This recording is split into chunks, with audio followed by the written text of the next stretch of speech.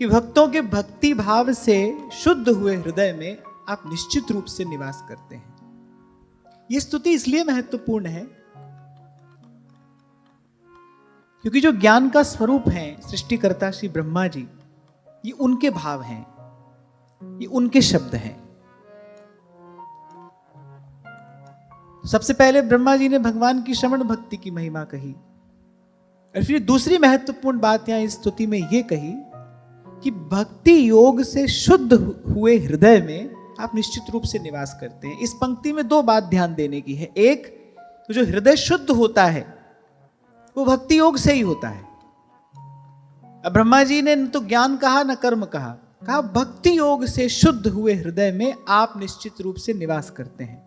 और दूसरा, जिसका हृदय भक्ति योग से शुद्ध हो जाता है उसके हृदय में भगवान रहते ही हैं। तभी व्यास जी ने कहा सांचा मंदिर हरि के संत।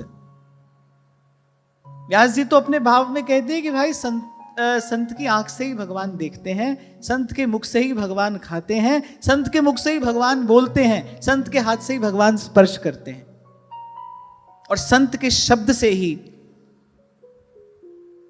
कान के रास्ते भगवान हृदय में पहुंचते हैं, और संत की कृपा से ही ये जीव का जन्म जन्म का भव बंधन कटता है। इसलिए व्यास जी कह रहे सांचा मंदिर हरि के संत।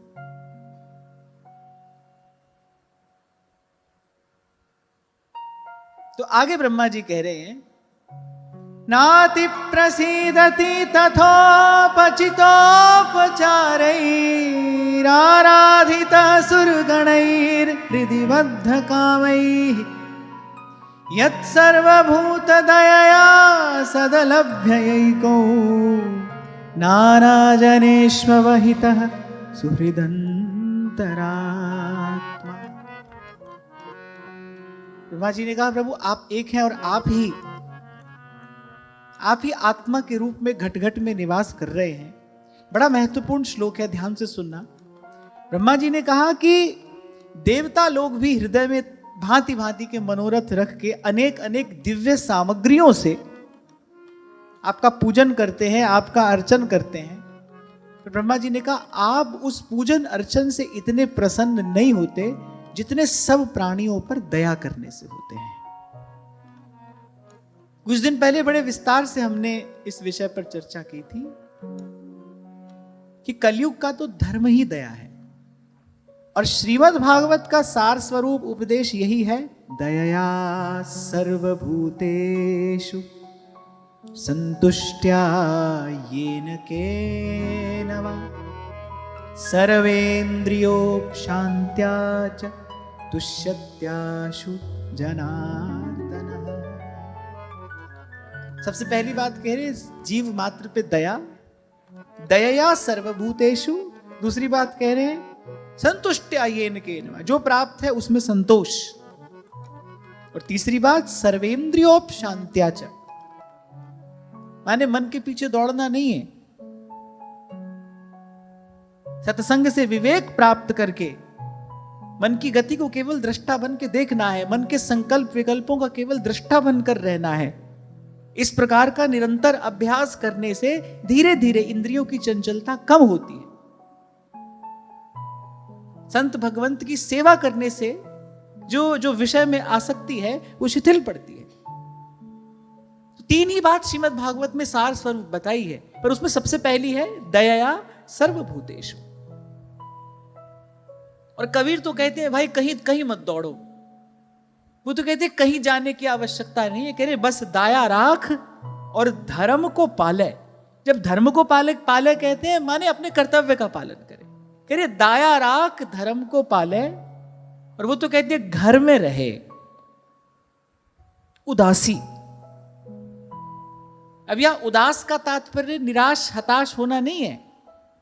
उदास माने विषयों से विरत होकर, मैंने इस बात को जानकर समझ कर कि भाई जो भी है वो सुख है कि दुख है, वो संपत्ति है कि विपत्ति है, पर भाई ये बहुत दिन तक रहेगी नहीं। इसलिए मैंने कहा सत्संग से विवेक प्राप्त करके जो अपने मन में उठने वाले संकल्प विकल्पों को केवल दृष्टा बनकर देखने का अभ्यास निरंतर करता है, उसके मन की चंचलता धीरे धीरे समाप्त होती है। मन धीरे धीरे शांत होता है, धीरे धीरे स्थिर होता है। अभी आज किसी ने ये प्रश्न किया है कि भाई बहुत आपको सुन रहे हैं, समझ भी आ रहा है, लेकिन मन की दौड़ थम नहीं रही। चलो कम से कम मन की दौड़ थम नहीं रही, ये देख तो रहे हो। यहीं से इस अभ्यास का आरंभ होता है।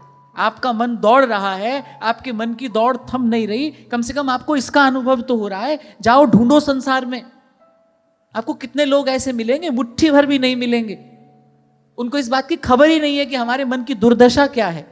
अपने मन की दुर्दशा का परिचय प्राप्त हो रहा है, माने कम से कम ये प्रक्रिया तो आरंभ हो गई है आपके जीवन में।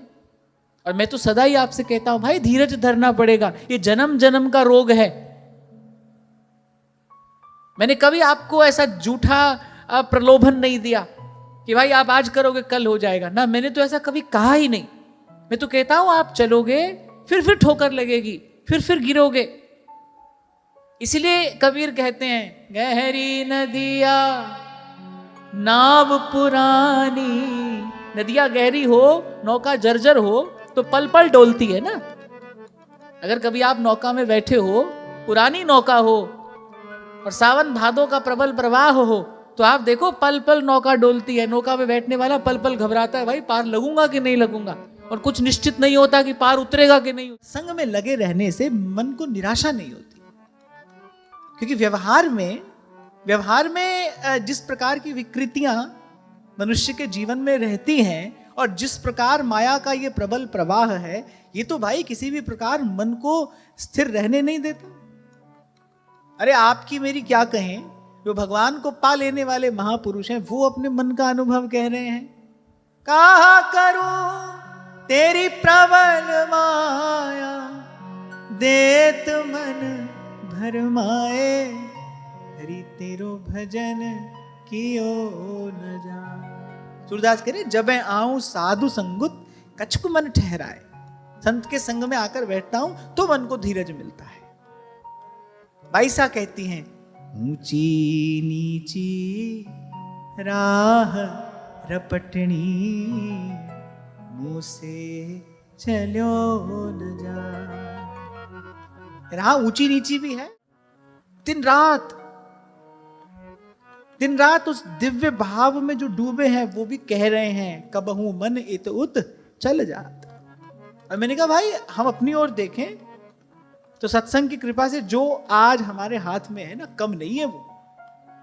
जिसने भी ये प्रश्न पूछा, मैं उसको केवल इतना ही कहूंगा, अरे आपका मन दौड़ रहा है, दौड़ दौड़ कर वहीं जा रहा है। अपने मन की दशा दृष्टा बन के देख तो रहे हो, ये कुछ अनुचित हो रहा है, ये समझ तो आ रहा है आपको। अपना दोष जिस दिन दिखाई पड़ता है, बस उसी दिन से उसका परिष्कार आरंभ होता है। आपको दोष दिखाई तो पड़ रहा है ना। धीरज धरना, और ये धीरज कहां से मिलेगा? जब आऊं साधु संगत कछुक मन ठहरा।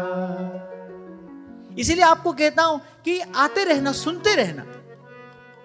इन शब्दों से आपको आधार मिलेगा, क्योंकि भजन भाव से केवल दुख ही नहीं हटाता, भजन भाव से दुख भी हटाता है और सुख भी हटाता है। और भजनी ऐसो चाहिए, अरे सुख पाए फूले नहीं और दुख पाए बिल्लाए। मन कैसा हो, सुख में फूले नहीं, दुख में घबराए नहीं। और हमारे साथ तो ये दोनों ही दुर्घटनाएं घटती हैं। थोड़ी सी उपलब्धि हो तो मन फूल जाता है अभिमान से, थोड़ी सी विपत्ति आए तो मन घबरा भी जाता है। धीरज मिले कैसे?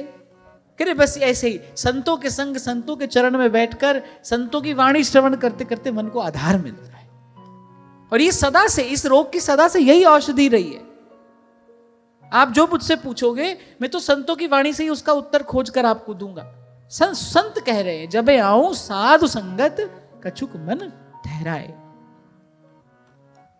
इसलिए आपको कहता हूं कि ये जीवन व्रत हो आपका मेरा, कि भाई सत्संग, सेवा और सुमिरन की त्रिवेणी में नित्य स्नान करेंगे, नित्य गोता लगाएंगे। इसके लिए कोई बाहरी साधन आपको चाहिए नहीं। जब प्रभु इस प्रकार की व्यवस्था करे तो श्रवण करो, नहीं तो जो आज तक सुना है बैठकर उसका चिंतन करो, मनन करो, सदग्रंथ का स्वाध्याय करो, संतों की वाणी का दर्शन करो, चिंतन करो। यही सत्संग है। और सेवा के विषय में तो हमने 2 दिन से खूब चर्चा की। प्रभु से मांगना ही यही है, प्रार्थना ही यही करनी है कि आपकी और आपके जन की सेवा के बिना हमारे जीवन का कोई दिन ना जाए। और सुमिरन में तो भाई सत्संग और सेवा की कृपा से लगे ही रहना है।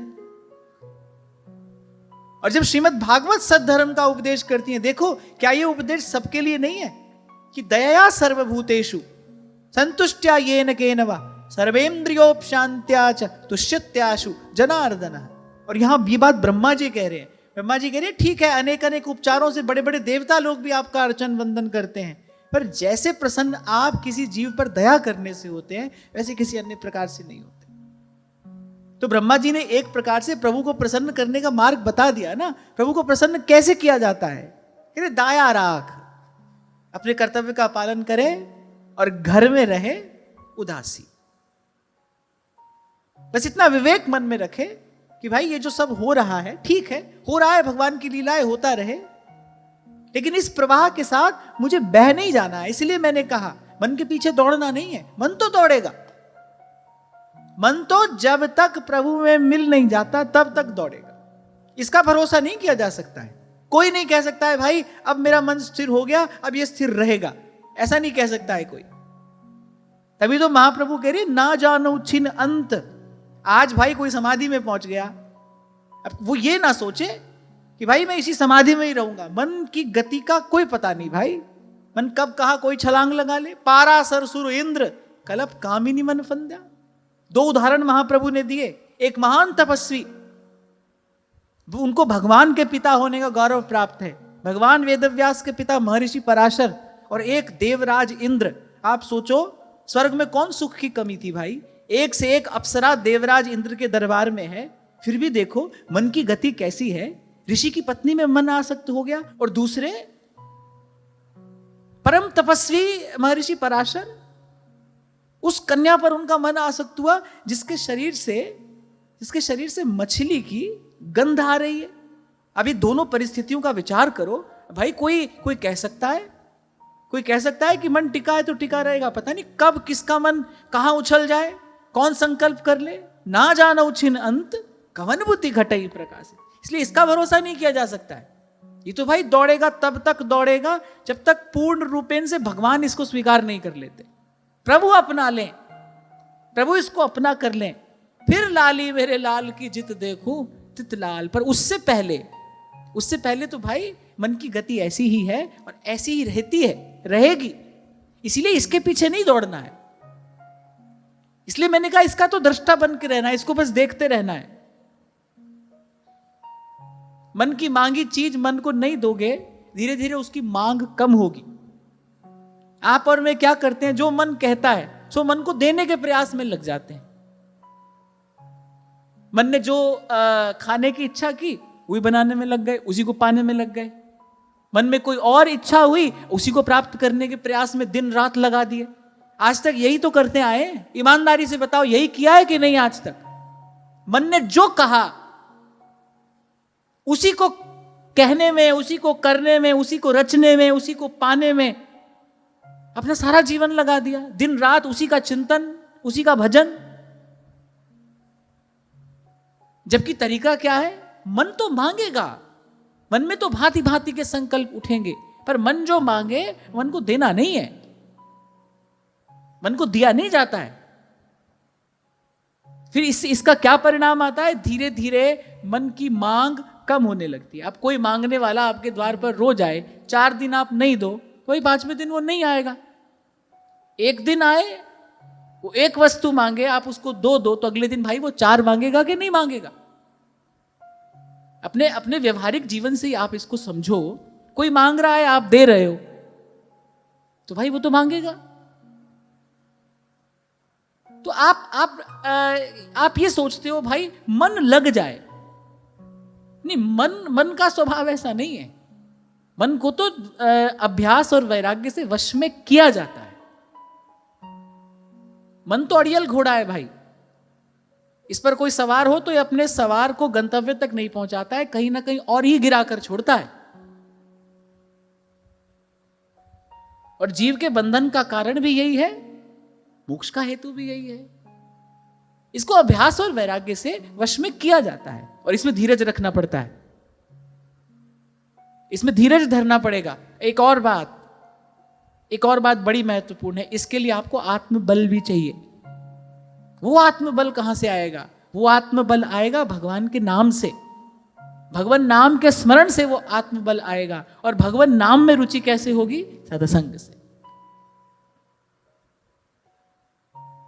इसलिए आपको कहता हूं भाई, प्रश्न कोई भी हो, उत्तर यही है, एक। सब प्रश्नों का समाधान यही है, एक। हो मांगू संतन रहना, मैं नाही किसे का दे। सब रोगों की औषधि यही है। इसीलिए कबीर ने कहा कि कबीर ये भी कह सकते थे, नाम जप करते रहना, ये करते रहना, वो करते रहना। कबीर कह रहे गुरु चरणों से लिपट रहना। कबीर साहब की वाणी में इसी शब्द का प्रयोग हुआ है, कह रहे गुरु चरणों से लिपट रहना। लगे रहना नहीं कहा है, कह रहे लिपट रहना, लिपटे रहना, छोड़ना नहीं। तभी तो आपको कहता हूं कि जैसे बालक अपनी मैया के आंचल की छांव में सुरक्षित होता है ना, बाहर प्रलय आती हो, बालक को कोई चिंता नहीं है। अगर मां की गोद में है तो चिंता है, तो फिर मां को है। तो जैसे बालक अपनी माता के आंचल की छांव में सुरक्षित है, ऐसे जीव गुरु के पांव में सुरक्षित है। गुरु के चरणों से लगा है, उसका अहित नहीं हो सकता है, उसका अमंगल नहीं हो सकता है। कुछ दिन पहले सुनाया था मैंने आपको ये प्रसंग, गुरुदेव ने जान लिया कि भाई इस शिष्य की मृत्यु निकट है, अभी ये अवस्था इसकी थोड़ी है, भजन इसने किया नहीं। गुरुदेव का सहज अनुग्रह था उस पर। गुरुदेव ने कहा भाई इसकी रक्षा करना मेरा कर्तव्य है। क्योंकि तुलसी बाबा भी एक बात कहते हैं, कह रहे धन हरही पर शोक न हरही। ऐसा नहीं है कि सारे उपदेश शिष्य को ही दिए गए हैं, गुरु के लिए भी कुछ कहा गया है कि धन हरही, बोले शिष्य का धन तो ले ले, लेकिन उसका दुख दूर न कर पाए। धन हरही पे शोक न हरही, सो गुरु घोर नरक में परई। किसी से लेना सरल नहीं होता भाई। ये तो व्यक्ति, क्या कहूं, अज्ञान के कारण या भगवान की माया, और वो सोचता है भाई किसी से लेकर सुखी हो जाऊंगा। सुखी तो भाई देकर ही हुआ जाता है, लेकर कोई सुखी नहीं होता। और उसमें भी धन जिसमें अनेकों अनेक अनर्थ निवास करते हैं, किसी का धन लेकर भाई क्यों साधु महात्मा बचे रहे इससे। कबीर तो कहते हैं कि कबीरा टुकड़ा ग्रस्त का, बोले 2-2 उंगल दांत। कबीर जी की वाणी में बात लिखी है, फिर कबीरा टुकड़ा ग्रस्त का और 2-2 उंगल दांत। कोई देता है ना तो अपने मन में पता नहीं कितने मनोरथ करके देता है। सेवा के भाव से देने वाले तो बिरले होते हैं जिस पर भगवान की कृपा होती है। सेवा के भाव से तो कोई निवेदन करता है, वरना तो व्यक्ति देता है ना, वो सोचता है भाई मैं दूंगा इसके बदले मुझे कुछ मिलेगा। कोई छोटी सी वस्तु देता है, उसके साथ उसके 100 मनोरथ जुड़े होते हैं, और जो लेने वाला है भाई उसके सिर पर फिर उस मनोरथ का भार होता है। धन की बात तो छोड़िए, संतों ने तो कभी किसी से प्रणाम स्वीकार नहीं किया। हमने दर्शन किया वृंदावन में ऐसे संतों का कि प्रयास पूर्वक कभी चरण स्पर्श नहीं करने देते थे वो अपना किसी को। गौड़िया संप्रदाय के भाव सिद्ध महापुरुष पंडित श्री रामकृष्ण दास बाबा महाराज संध्या समय एक बार निकलते थे अपनी कुटिया से, और जब जाते थे ना तो उनके कंधे पर लंबी चौड़ी गूदड़ी रहती थी कि जैसे जैसे वो आगे चलते जाते थे, पीछे उनके चरण चिन्ह जो बन जाते थे रज पर, वो सब मिटते चले जाते थे। भाई कोई हमारी चरण धूलि न ले ले।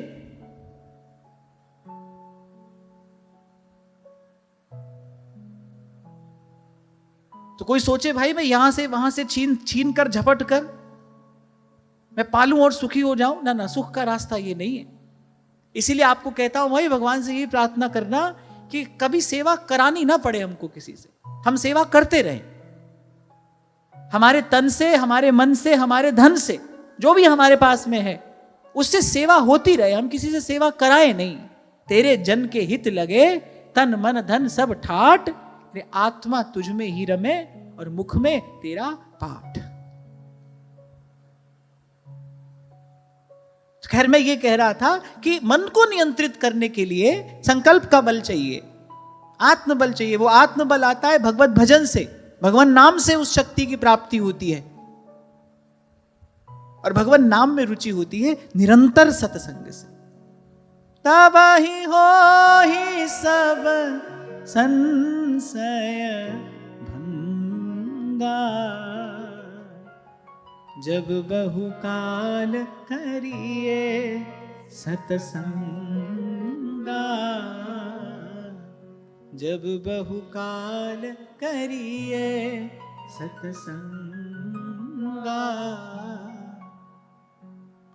और मैं तो कई बार आपसे कहता ही हूं भाई, आपके निकट कोई दीन है, दुखी है, उसका दुख हम दूर नहीं कर पा रहे, कोई बात नहीं, पर देखो उसके दुख में दुख हो रहा है हमको, उसके दुख में दुखी हो रहे हैं हम, कि बिल्कुल ही पत्थर का सा हृदय लिए घूम रहे हैं।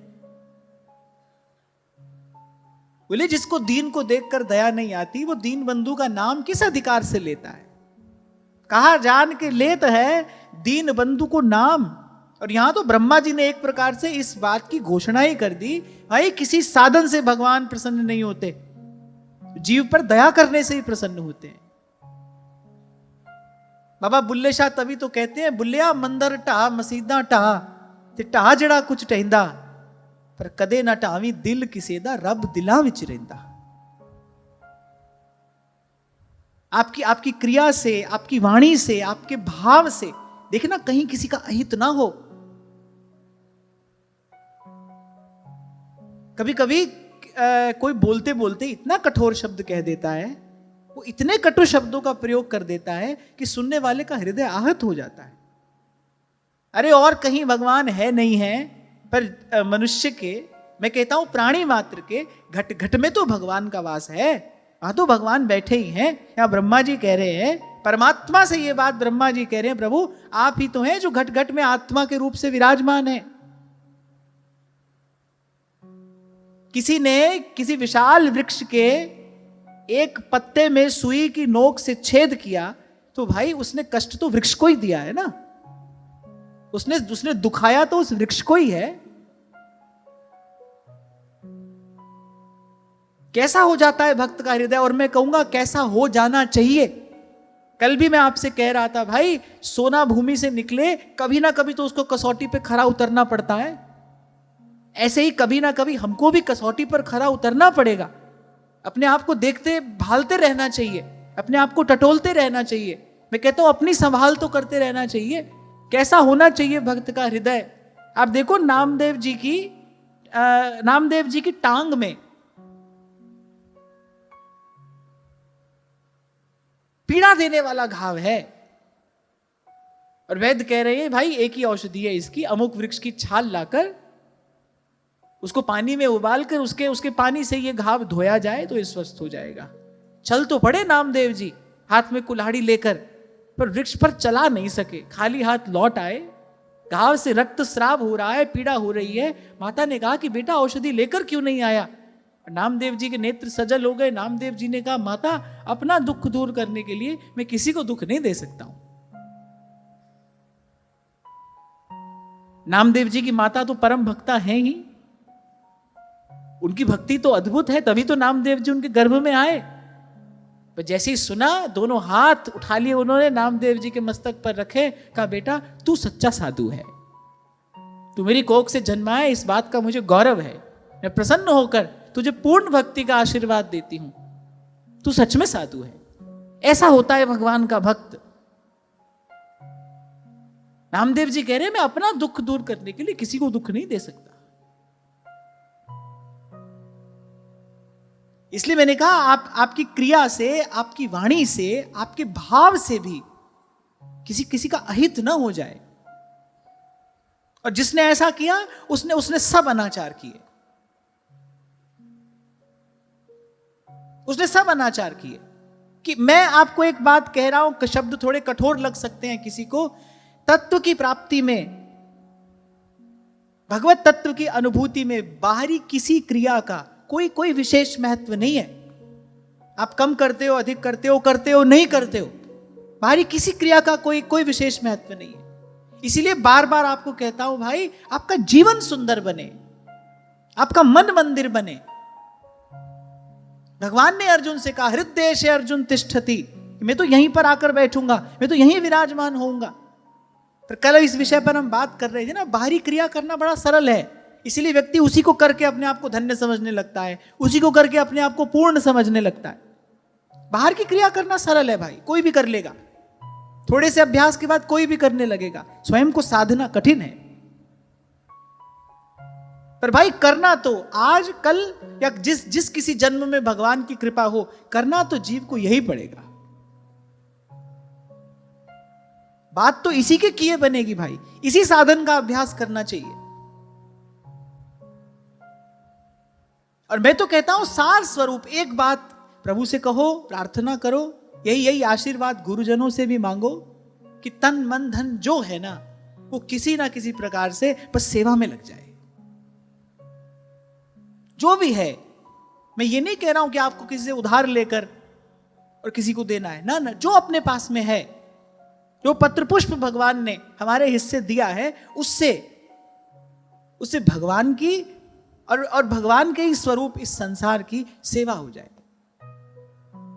2 दिन पहले भी आपको कहा था, आज फिर कह रहा हूं, हाथ जोड़ मांगू हरे, सेवा कृपा प्यार और विनय नम्रता दान दे, देना सब कुछ वार। ये संत भगवान से मांग रहे हैं। फिर ये इंद्रियां खींच कर ले जाएंगे आपको विषय भोग में, जिसका एक ही परिणाम है, पुनरपि जन्मम और पुनरपि मरणम। क्योंकि जो शक्ति है ना, उसको दबा कर बचा कर नहीं रखा जा सकता, उसको कहीं ना कहीं तो आपको लगाना पड़ेगा। आप लगाने के लिए विवश हो। जब ऊर्जा का उत्पादन किया जाता है ना, तो ऐसी व्यवस्था आज तक कोई नहीं है कि भाई जैसे सर्दी में ज्यादा बिजली पैदा कर लो और संभाल कर कहीं रख लो किसी भंडार में कि गर्मी में काम आ जाएगी। ऐसी तो कोई व्यवस्था है नहीं। जितनी बिजली पैदा होगी उतनी बिजली का वितरण करना पड़ेगा, साथ ही साथ उसको बचाकर नहीं रखा जा सकता है। ऐसे हमारी जीवनी शक्ति है, कहीं ना कहीं तो आपको इसको लगाना पड़ेगा। आप लगाने के लिए विवश हो। सत्कर्म में नहीं लगाओगे, सेवा में नहीं लगाओगे, तो कहीं और लगेगी, खींच कर ले जाएगी आपको बलात्। और जो युवा भाई बहन मुझे सुनते हैं, ये बात मैं बड़ी विनम्रता पूर्वक उनसे कह रहा हूं कि युवावस्था में जब प्रबल होती है जीवनी शक्ति, उस समय यदि आपके जीवन में सत्संग ना हुआ, आपके जीवन में सेवा ना हुई, आपके जीवन में भगवत स्मरण ना हुआ, तो फिर भाई जीवन कुमार्ग पर चला ही जाता है और चला ही जाएगा। इसलिए उस समय तो प्रयास पूर्वक सेवा में लगे रहना चाहिए।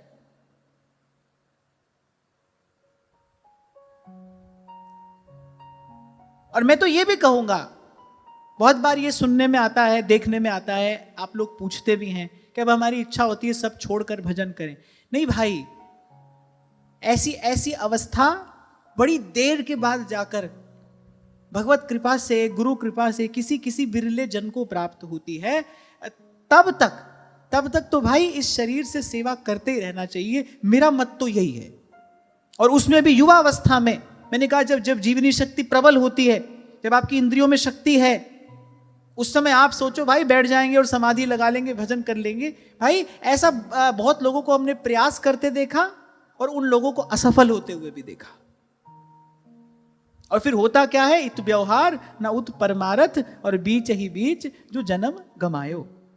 ये सब बच्चे मेरे पास में आए जब, तो इनको एक ही बात मैंने कही थी, भाई तुम लोग ये सोचो कि भाई घर संसार छोड़कर आ गए हैं, क्योंकि जिन भक्तों के चरित्र पढ़कर तुम आए, जिन संतों की गाथा सुनकर तुम आए, और तुम सोचो कि आते ही हमारा जीवन भी वैसा हो जाएगा, तो ऐसा होगा नहीं। अगणित द्वंद देह के पथ, भजन भाव तो दृढ़ होते होते होता है। जैसे आपको एक उदाहरण दिया था मैंने, जब कोई चंदन का वृक्ष लगाता है तो लगाते ही उसमें खुशबू नहीं आती, कई बरस लगते हैं उसको, चंदन को चंदन होने में कई बरस लगते हैं। ऐसे ये सब बच्चे जब मेरे पास में आए तो मैंने एक ही रास्ता दिया था, मैंने कहा भाई शरीर से सेवा करते रहना, सेवा के बिना जीवन नहीं होना चाहिए। अरे हम अपनी बात आपको बताएं तो आज तक भी प्रयास यही होता है कि भाई इस शरीर से किसी ना किसी प्रकार से कोई ना कोई कार्य, कोई ना कोई सेवा और पुरुषार्थ होता रहे। मैं अपने अनुभव से आपको ये बात कह रहा हूं। वो स्थिति तो बड़ी देर के बाद आती है, और इसीलिए हमारे आचार्यों ने मंगला से शयन पर्यंत ऐसी सेवा की रीति रचकर आपको मुझे दी कि भाई इस शरीर से पुरुषार्थ होता रहे। मैं तो आपसे कहता ही था कि जब श्री जी की कृपा से श्री जी की अष्टयाम सेवा प्राप्त हुई और लगभग 5-6 साल सेवा में रहने का सौभाग्य मिला, तो भाई सुबह से शाम तक अगर सेवा करती हो ना, दिन में आपको कमर सीधी करने का भी समय नहीं मिलता। और मैं तो भाई क्या ही कहूं, उसके गुण उपकार का पा सकूं नहीं पार। पीछे मुड़कर देखता हूं तो आश्चर्य भी होता है, आनंद भी होता है, और अब मैं अभिभूत हो जाता हूं कि कैसे पल पल प्रभु संभाल कर रहे थे। जिस समय शरीर में शक्ति सबसे अधिक होती है, उस समय श्री जी की कृपा से मेरे जीवन में अष्टयाम सेवा आई। भाई कब सुबह होती थी, कब शाम होती थी, पता ही नहीं चलता था। और कभी किसी दिन उत्सव हो तो उस दिन तो भाई 24 घंटे कम पड़ जाते थे। मुझे याद है खिचड़ी के दिनों में, जब खिचड़ी उत्सव आता है तो नाना करते करते भी रात को 10 बज जाती थी। शयन आरती होगी, उसके बाद श्री जी को शयन कराएंगे, फिर बाहर आएंगे, पात्र के मार्जन आदि की सेवा होगी। फिर क्योंकि अगले दिन भाई बहुत जल्दी सुबह सुबह मंगला में अमनिया बनाना है, तो भाई रसोई भी रात को ही झाड़ पहुंचकर साफ करके आपको रखनी है। तो नाना करते भी 10 साढ़े 10 ऐसे बज जाती थी, और अगले दिन आपको सुबह 2:30-3 बजे फिर उठना है, और कड़कती ठंडी के दिन है। शंभू जी हंस रहे हैं, हम दोनों साथ साथ में ही थे ना। तो कड़कती ठंडी के दिन तो 3-4 घंटे होते थे, और जाड़े के दिन आपको पता ही है दिन कब बीत जाता है पता ही नहीं चलता। पर आज मैं कहता हूं कि किस किस मुख से तेरे कवन कवन गुण कह कह गावा, तू ठाकुर गुणी निधाना। कि भाई जिस समय शरीर में बल ऐसा था, जब शरीर में ऐसी शक्ति थी, तब प्रभु ने अपनी सेवा में लगाया। ना करते तो भाई यहां वहां कहीं भटक ही जाते। क्योंकि भजन में अभिनिवेश तो भाई दीर्घ काल के सत्संग के पश्चात और दीर्घ काल की सेवा के पश्चात होता है। इसलिए कह रहा हूं, जो युवान भाई बहन सुन रहे हैं, वो तो भरपूर प्रयास करना कि आज हमारे से अधिक सेवा हो जाए। ठाकुर जी की सेवा भी कर ले, संत सेवा का प्रसाद भी हमको प्रभु कृपा से मिल जाए, और जहां जिस परिवेश में हम रहते हैं वहां भी आसपास जिसके काम आ सकें हम आ जाएं। कल आपको कह रहा था भाई, ये जो शक्ति का सदुपयोग है, यही शक्ति की सबसे सुंदर आराधना है। जो आपकी जीवनी शक्ति है उसका सदुपयोग करो, और इसके सदुपयोग की विधि सेवा ही है। इसलिए मैंने कहा, ये जो बात यहां कही गई, जो जिन गुणों की बात यहां हो रही है, वो सारे सद्गुण जीवन में आएंगे कैसे? सेवा से आएंगे। कीर्त करो, नाम जपो, ते वंड छक्को। बड़ा बड़ा सुंदर दर्शन है गुरु महाराज का। It's a wonderful philosophy. सबसे पहले कहा कीर्त करो, फिर कह रहे नाम जपो। अच्छा, यहां भी बड़ी सावधानी पूर्वक कहा गया है, सत्कर्म की कृपा से ही भजन होगा। क्योंकि सबसे पहला सूत्र जो हमारे हाथ में है वो सत्कर्म है।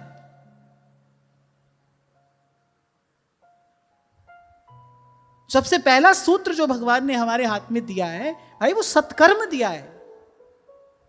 तो सबसे पहले तो सत्कर्म करिए, कीर्त करो, और फिर कह रहे साथ साथ नाम जपो, और फिर प्रभु की कृपा से जो प्राप्त हुए वो कह रहे वंड छक्को। उसमें भी कह रहे पहले बांटो फिर पाओ। 2 दिन पहले हम ये चर्चा कर रहे थे, भाई आधी रोटी हमारे हिस्से आई है, प्रयास करो कि आधी में आधी बांट कर पाए, आपको कमी नहीं पड़ेगी। क्योंकि तृप्ति वस्तु से नहीं होती। जब किसी भी हिंदू के यहां गौ ब्राह्मण के ग्रास निवेदन से पहले मुख में ग्रास नहीं दिया जाता था। गौ का, ब्राह्मण का, अतिथि का सत्कार करके ही कोई पाता था। इसे यज्ञ कहा गया। इस प्रकार का यज्ञ करके कोई पाता था।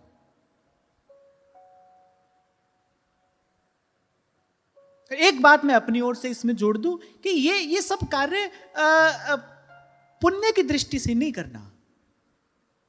कि भाई आज हम ये दे रहे हैं, कल हमको कुछ मिलेगा। इस व्यापार में नहीं पड़ना। ये सब कार्य करना सेवा के भाव से। भाई हम मनुष्य हैं, भगवान ने हमको ये सामर्थ्य दी है, प्रभु ने मुझे इस योग्य बनाया है कि भाई मैं किसी को खिलाकर खाऊं। और एक बार अनुभव करना, जब आप ऐसा करते हो ना, तो आपके उर अंतर को एक अद्भुत तृप्ति का अनुभव होता है।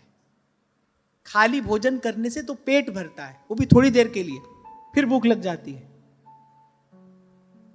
कभी ऐसा अवसर आए, आप भोजन पाने बैठो और आ जाए द्वार पर जिसको भोजन की इच्छा हो, आपने अपने हिस्से का भोजन यदि उसको दिया तो खाली पेट ही नहीं, मन भर जाता है। यं लब्धवा पुमान् तृप्तो भवति।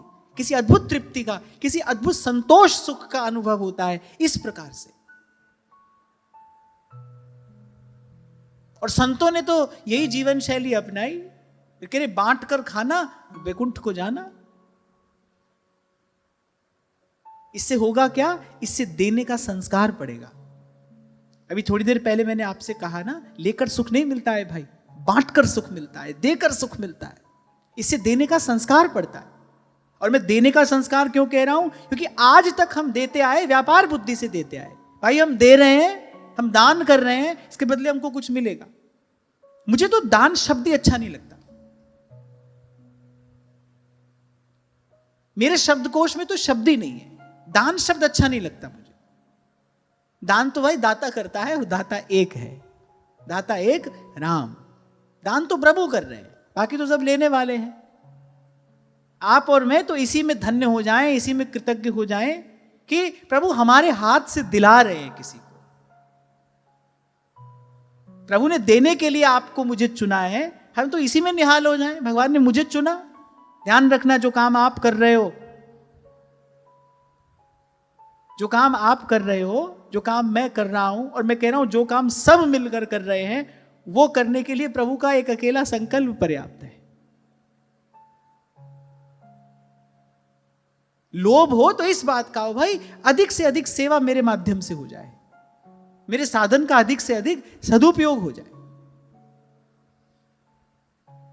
मैं सौभाग्यशाली हूं कि मुझे ऐसे परिवार में जन्म मिला जहां बचपन से हमको संतों का दर्शन भी प्राप्त होता रहा, संतों की सेवा भी मिलती रही, संतों का प्रसाद भी खूब मिलता रहा।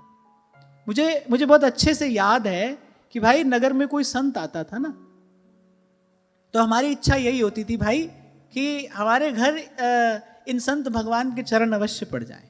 इस बात की प्रतिस्पर्धा होती थी भाई कि अगर हमारे किसी परिचित के घर संत आ गए हैं तो हमारे घर क्यों नहीं आए, हमारे घर भी आना चाहिए, हमारे घर भी प्रसाद पाना चाहिए। और मुझे लगता है ऐसा लोभ हो तो बहुत अच्छा है, बहुत सुंदर है। सेवा का लोभ हो, भाई मेरे साधन का सर्वाधिक सदुपयोग हो, और नहीं तो कबीर कह रहे देह खेह हो जाएगी। ये तो एक दिन मिट्टी हो जाना है और आपको पता नहीं है।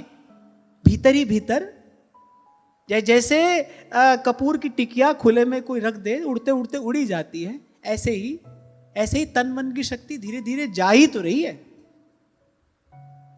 जो शक्ति शरीर में 5-10 बरस पहले थी वो आज नहीं है, 2-5 साल बाद ये भी नहीं रहेगी। तो आप देखो ये धन हाथ से रेत की भांति फिसल ही तो रहा है।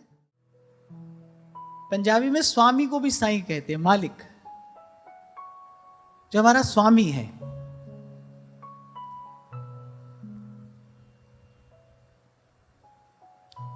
पर एक बात यहां ब्रह्मा जी ने अवश्य कही कि रे लेकिन जो जीव मात्र पर दया है, सर्वभूत दया, कह रहे ये जो भाव है ये असत पुरुषों को अत्यंत दुर्लभ है। इसलिए जो थोड़ी देर पहले आपको मैंने कहा ना भाई कि पहला सूत्र सत्कर्म हमारे हाथ में है, वही लगो। धीरे धीरे बुद्धि शुद्ध होगी, धीरे धीरे आएगा, आते आते जीवन सतपथ पर आएगा।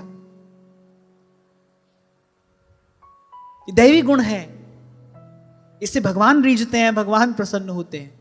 ये प्रसाद स्वरूप प्राप्त होता है। संतों की, गुरुजनों की, प्रकृति की जब प्रसन्नता होती है तब जीवन में इस सद्गुण का संचार होता है। पर एक प्रकार से यहां ब्रह्मा जी ने मनुष्य के कर्तव्य का निरूपण कर दिया। भाई धर्म है क्या? दयया सर्वभूतेषु। और ब्रह्मा जी ने यहां तक कहा है कि कह रहे अब मनुष्य तो क्या, बड़े बड़े देवता दिव्य दिव्य सामग्रियों से आपका पूजन करते हैं, पर उस पूजन से, उस अर्चन से आप ऐसे प्रसन्न नहीं होते जैसे जीव पर दया करने से होते हैं। और मैंने आज सत्र में आरंभ में ही कहा, यह स्तुति किस लिए महत्वपूर्ण है भाई, ये सृष्टिकर्ता के भाव हैं, ये ब्रह्मा जी के शब्द हैं, वो जगत गुरु हैं। उन्होंने मनुष्य की रचना भी की और मनुष्य के कल्याण का जो मार्ग है वो भी बता रहे हैं।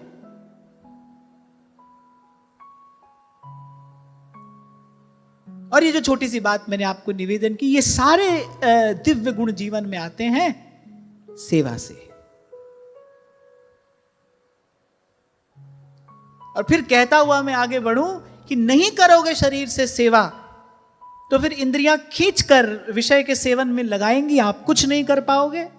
ये जो सुना, जो समझा, ये सुना समझा सब धरा का धरा रह जाएगा अगर जीवन में सेवा नहीं हुई तो। मैं खाली कहता रहूं, आप यहां बैठे बैठे सुनते रहो और आपके मेरे जीवन में सेवा ना हो तो ये सुना समझा सब धरा रह जाएगा।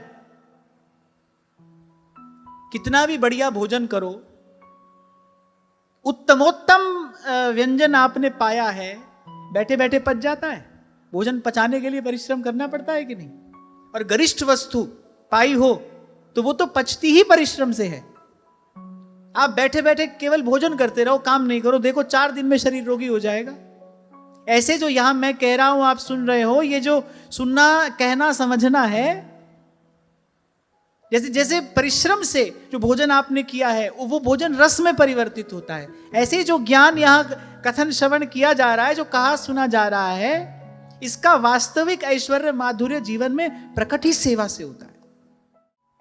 महादेव को जो बिल्व पत्र निवेदन किया जाता है ना, तो उसमें आज्ञा है कि बिल्व पत्र खंडित नहीं होना चाहिए, पूर्ण बिल्व पत्र होगा वो महादेव को निवेदन किया जाएगा। पूर्ण पुष्प हो, पूर्ण फल हो, वो देवता को अर्पित किया जाता है। हम क्या करते हैं, हम कुछ प्रभु को दिया, कुछ अपने पास बचा कर, छिपा कर, संभाल कर रख लिया, इसलिए ना कभी दे पाए, और जब दिया ही नहीं तो प्रभु लें कैसे, इसलिए हमारा बोझ आज तक हमारे ही सर पर है, हमारी गठरी हमारे ही सर पर धरी है। कोई सब कुछ देता है तो प्रभु स्वीकार करते हैं, लेकिन सब कुछ देने के मूल में चाहिए क्या? विश्वास चाहिए। ये तो कई बार आपसे कहता ही हो ना, कौन संग्रह करेगा? कल की चिंता किसको है? जिसको भगवान पर भरोसा नहीं है उसी को तो कल की चिंता है।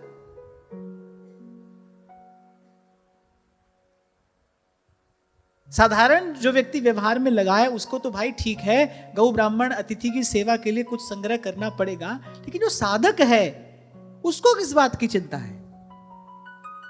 चिंता का एक ही कारण है, भगवान पर विश्वास का अभाव है। कभी सोचो क्यों नहीं दे पाए हम सब?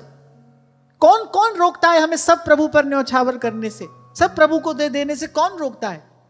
और कौन सा प्रभु को देने से घट जाता है? भाई प्रभु को देने से जो वस्तु आप निवेदन करो वो अनंत गुण होकर आप पर लौट कर आती है।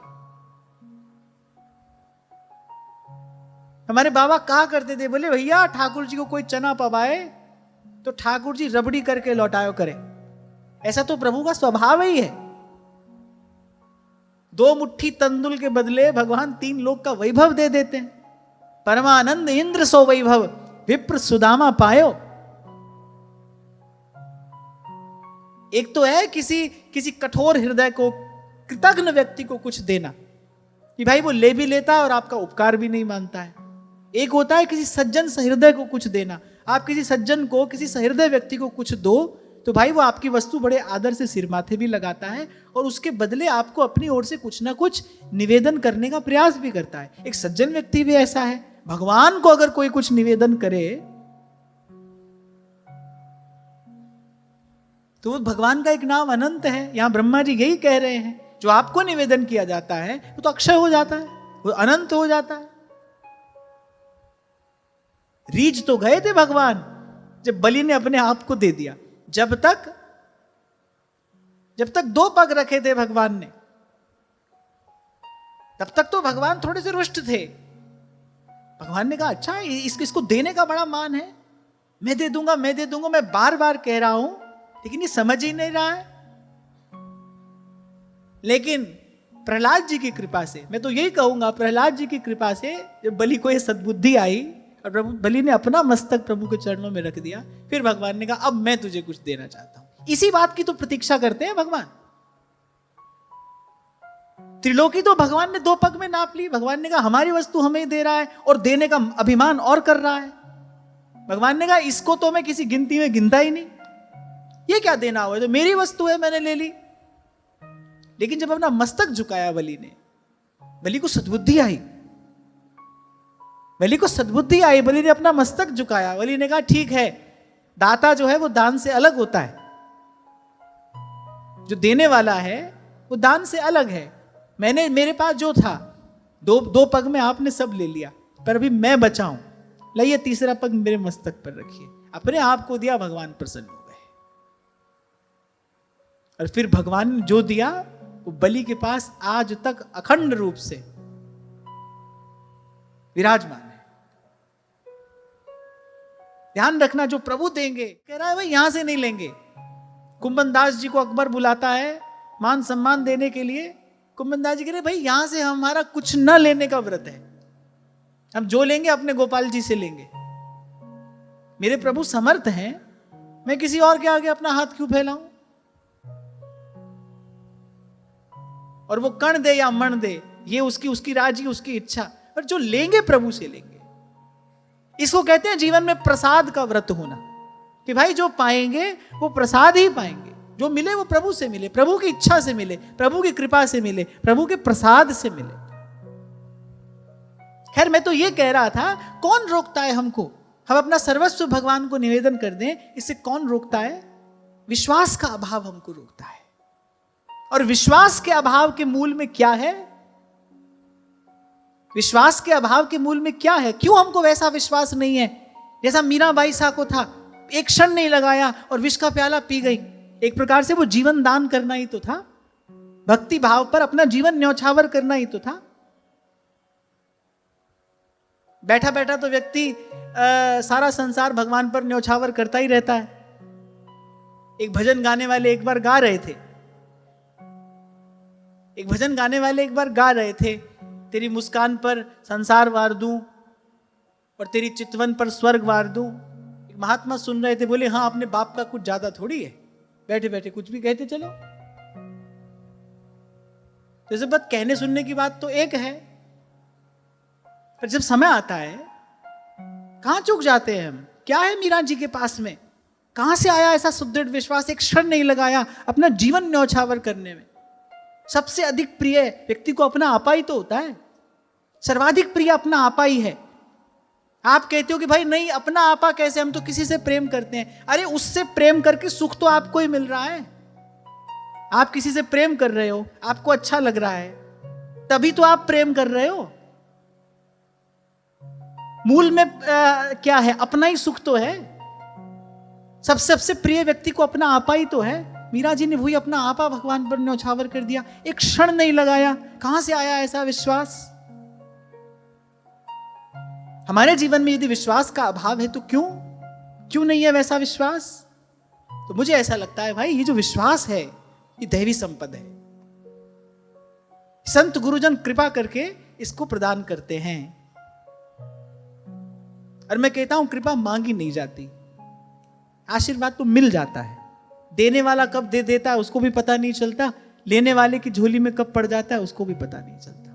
इसीलिए तो थोड़ी देर पहले आपको कह रहा था भाई सब प्रश्नों का एक उत्तर है, सेवा। उदार होकर जब कोई सेवा करता है, उदार माने अपनी सीमा से बाहर जाकर जब कोई सेवा करता है, प्रयास करता है। प्रकृति में क्षोभ होता है, एक वो किसी की अंतर प्रकृति हो या बाह्य प्रकृति हो, इसमें क्षोभ होता है। इसलिए कुछ दिन पहले जब हम सेवा के भाव पर चर्चा कर रहे थे तो मैंने आपसे कहा भाई एक सेवा है जब आपके पास सब कुछ है, आपने 2-5 करोड़ में से 2-5 लाख निकाल कर दे दिया, एक ये सेवा है। एक है जिसके पास अभाव है, फिर भी वो निवेदन कर रहा है, तो बड़ी बात है। महाराज जी आपने उस दिन सुनाया मुझे उस दिन, और संतों ने तो ऐसी ही सेवा की है। कौड़ी कौड़ी जोड़ के। इस प्रकार श्री जी की सेवा की है संतों ने। आपको मैंने शायद कभी सुनाया था बरसाने के उस बाबा का प्रसंग। ब्रज के भक्त में उनके जीवन की इस घटना का वर्णन किया डॉक्टर कपूर ने, कि भाई कैसे 10-10 पैसा जोड़कर श्री जी की पोशाक बनवाई। उनके मन में ये इच्छा थी भी एक बार मैं श्री जी को पोशाक निवेदन करूं। अब भाई ठाकुर जी को किसी वस्तु की कमी थोड़ी है। एक ब्राह्मण ने अपना सर्वस्व देकर श्रीनाथ जी के कंठ का हार बनवाया, और गोसाई जी जब हार श्री जी को धारण कराने लगे तो श्री गोवर्धन नाथ ने कहा कि बाबा मोए कोई हार की खोट पड़ रही, या हार के काजे व ब्राह्मण ने अपनो सब कछु दे दियो, मेरे पास कोई हार की कमी थोड़ी थी, क्या आवश्यकता थी ये परिश्रम करने की। 2 बीघा जमीन थी वो भी दे दी मेरे कंठ का हार सिद्ध कराने के लिए। गोसाई जी के नेत्र भी सजल हो गए। गोसाई जी ने आकर उस ब्राह्मण से कहा, भाई तू बड़ा सौभाग्यशाली है, तेरी वस्तु तो प्रभु ने अंगीकार की ही, लेकिन साथ में यह भी कहा ऐसा करने की क्या आवश्यकता थी, मेरे पास कोई हार की कमी है। अब वो ब्राह्मण वस्तुतः भक्त था, परम वैष्णव।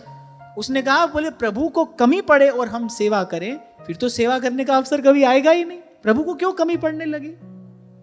ये जो भावना है, अभाव में भी आप देखो किस प्रकार अथक पुरुषार्थ परिश्रम करके कोई प्रभु को वस्तु निवेदन कर रहा है। अरे संसार का व्यवहार निभाने के लिए कितना पचता मरता है व्यक्ति। अपने घर परिवार को संसार की सुख सुविधा देने के लिए व्यक्ति दिन से लेकर रात तक चक्की पीसता है, छल करता है, कपट करता है, पाप करता है। किस लिए? मोह ममता के अधीन होकर ये सब भी तो करता है। और वहां भगवान के प्यारे संत हैं, भक्त हैं, इस प्रकार सेवा करते हैं। तो मैं ये कह रहा था, एक प्रभाव में की गई सेवा है, लेकिन एक इस प्रकार की सेवा है वो अंतर प्रकृति में क्षोभ उत्पन्न करती है। विवश हो जाते हैं भगवान करुणा की वर्षा करने के लिए, विगलित हो जाता है भगवान का हृदय जब ऐसे देखते हैं भगवान। आपको बताया था मैंने 5-7 दिन पहले जब हम इस विषय पर बात कर रहे थे, एक बच्ची जो किसी के घर में काम करती है और महीना भर में उसको कुछ रुपए मिलते हैं, और उसने कुछ महीने वो सब रुपए एकत्रित करके और मां को दिए कि आप जय को देना, वो श्री जी की कोई सेवा करेंगे। और वो जैसी राशि मेरे हाथ में आई, जैसे वो राशि मेरे हाथ में आई, मेरे नेत्र सजल हो गए, हृदय भी भर गया, और मुझे लगा, और सहज ही हृदय से एक नहीं अनेक शुभकामनाएं प्रकट हो गई। तो मैंने अनुभव किया, देखो भाई इस प्रकार से जब कोई सेवा करता है तो कैसे प्रकृति प्रसन्न होती है। खैर मैं तो यह कह रहा था कि विश्वास दैवी संपद है। इस प्रकार वो गुरुजनों के अनुग्रह स्वरूप प्राप्त होता है, और गुरुजनों के अनुग्रह के मूल में हमारे द्वारा की गई निष्काम सेवा है, उदारता से की गई सेवा। उदारता अर्थात अपनी सीमा से बाहर जाकर जब हम करने का प्रयास करते हैं।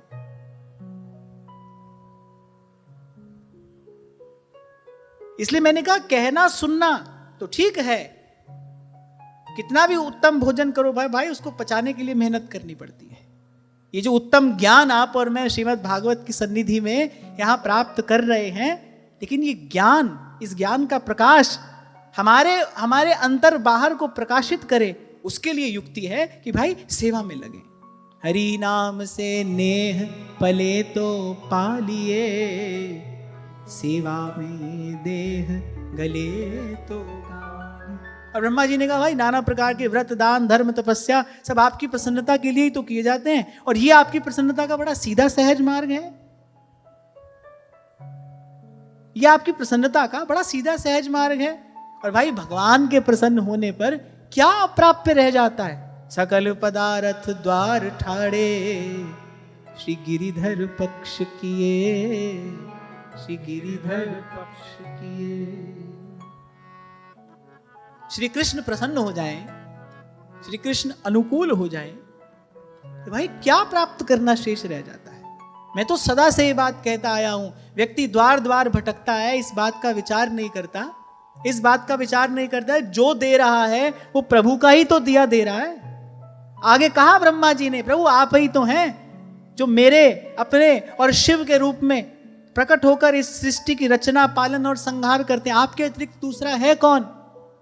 तभी व्यास जी ने कहा, राधा वल्लभ मूल हैं और फूल दल डार, व्यास इन्हीं ते होत हैं अंश कला अवतार। भाई वृक्ष की जड़ सींच दी, अब और क्या करना शेष है? रहेगा वृक्ष हरा भरा अपने आप। श्री कृष्ण प्रसन्न हो गए तो और क्या करना शेष है? और प्रभु प्रसन्न हो जाए तो क्या प्राप्त करना रह जाता है? भाई जो भाग्य में लिखा है वो तो भाग्य से ही मिल जाता है। जो भाग्य में लिखा है भाग्य से ही मिल जाता है, और जो भाग्य में नहीं लिखा है वो तो भाई भगवान के प्रसन्न हुए बिना कोई नहीं दे सकता। ब्रह्मा जी को तो भगवान ने इतनी आज्ञा दी ना, सृष्टि की रचना करिए और जीव के कर्म फल के अनुसार उसको देते रहिए, उससे लेते रहिए, आपका इतना ही कार्य है। इससे अधिक ब्रह्मा जी नहीं कर सकते। जिसने जो किया है उसको उसका फल पहुंचा रहे हैं। इससे इतर कुछ चाहिए ना उपजय ना बीन से संतन सुखदाई, कहे मलूका जानी के मैं प्रीत लगाई। तो ब्रह्मा जी ने कहा आपको, आपके प्रसन्न होने पर और क्या शेष रह जाता है? मैं आपको बार बार नमस्कार करता हूं, बार बार आपको प्रणाम करता हूं। एक और बड़ी महत्वपूर्ण बात इस स्तुति में ब्रह्मा जी ने कही, आपने तो जीव के सहज कल्याण का मार्ग प्रशस्त किया। भीखा भूखा कोई नहीं और सबकी गठड़ी लाल, गांठ खोल देखत नहीं और ताते फिरे कंगाल। बोले प्रभु आपने तो जीव के कल्याण का सहज मार्ग प्रशस्त किया, पर आपकी माया के अधीन होकर वो सदा निषिद्ध कर्म करने में ही लगा रहता है। ब्रह्मा जी ने कहा ऐसे प्रमाद की अवस्था में पड़े हुए जीव की जीवन आशा को जो बड़ी शीघ्रता से काटता रहता है, वो बलवान काल भी आपका ही तो रूप है। इसीलिए मैं आपको बार बार कहता हूं, साधक के जीवन में कुछ भी हो, समय का अनादर नहीं होना चाहिए। समय भगवान ही है। जीवन के रूप में समय है और समय के रूप में भगवान ही है। ब्रह्मा जी ने कहा वो काल आपका ही तो रूप है। आपसे हमसे लेकर ब्रह्मा जी पर्यंत सब उसी काल के ही तो अधीन है, और वो काल भगवान का ही रूप है, वो भगवान की विभूति है, वो भगवान का ही तो तेज है। इसीलिए किसी भी प्रकार से समय का अनादर ना हो। सदा आपको कहता हूं भाई, जीवन का निरादर करने वाला जीवन धन की प्राप्ति कैसे करेगा? मुझे लगता है कि सब शक्तियों में समय सबसे बड़ी शक्ति है।